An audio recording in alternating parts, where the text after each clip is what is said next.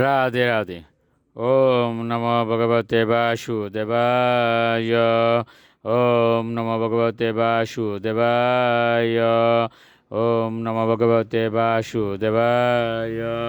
শ্রীমদ্ ভাগবত তৃতীয় স্কন্ধ স্থানম সৃষ্টি স্থিতি 31 অধ্যায়। জীবের গতি সম্বন্ধে ভগবান কপিল দেবের উপদেশ। শ্লোক 11। নাত মান ঋষিবিত সপ্ত বদ্রীয় কৃতাঞ্জলি স্তুভিত তম বিক্লবয়া বাচা ইয়েনু দরে অর্পিত। অনুবাদ: সেই ভয়ার্ত অবস্থায় সপ্ত ধাতুর আবরণে বদ্ধজীব হাত জোর করে ভগবানের স্তব করতে শুরু করে, যিনি তাকে সেই অবস্থায় স্থাপন করেছেন। শ্লোক 12।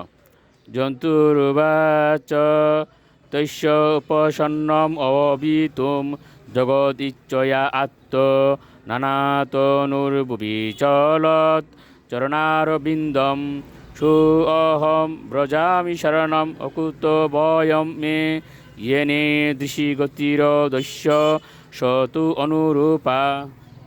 অনুবাদ: মানব দেহ প্রাপ্ত আত্মা বলতে তাকে আমি পরমেশ্বর ভগবানের চরণ কমলে শরণাগত হলাম, যিনি তার বিভিন্ন নিত্যস্বরূপে আবির্ভূত হয়ে এই পৃথিবী পৃষ্ঠে বিচরণ করেন।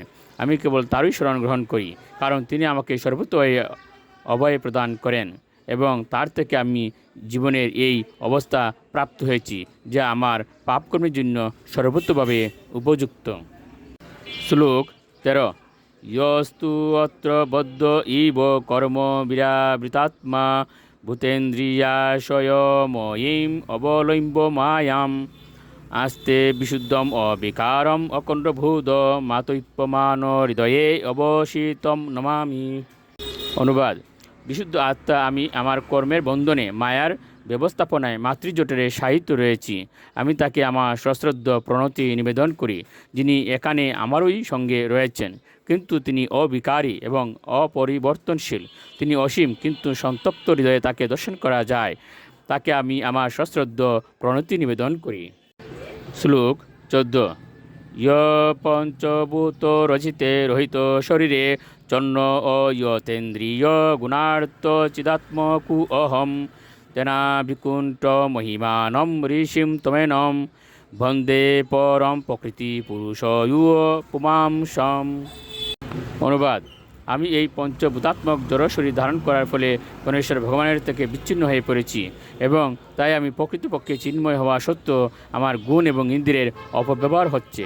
যেহেতু পরমেশ্বর ভগবান এই প্রকার জড়শরীর রহিত, তাই তিনি জীব এবং জড়া প্রকৃতির অতীত, এবং যেহেতু তিনি সর্বদাই তার চিন্ময় গুণে মহিমান্বিত, তাই আমি তাকে আমার সশ্রদ্ধ প্রণতি নিবেদন করি। শ্লোক 15। ইয়ৎ মায়য়া উরু গুণকর্ম নিবন্ধনে অস্মিন সাংসারিকে প্রতিচরণস্তদ অবিশ্রমেন নষ্ট স্মৃতিয় পুনরয়ম প্রবৃণীত লোকম যুক্তা কয়া মহদ অনুগ্রহম অন্তরেন। অনুবাদ: মনুষ্য শরীর প্রাপ্ত আত্মা প্রার্থনা করে জীব মায়ার বশীভূত হয়ে সংসার চক্রে তার অস্তিত্বের জন্য কঠোর পরিশ্রম করছে। ভগবানের সঙ্গে তার সম্পর্কের কথা ভুলে যাওয়ার ফলেই সে এইভাবে বদ্ধ হয়ে পড়ে। অতএব ভগবানের কৃপা ব্যতীত সে কীভাবে পুনরায় ভগবানের অপ্রাকৃত প্রেমময়ী সেবায় যুক্ত হতে পারে? রাধে রাধে।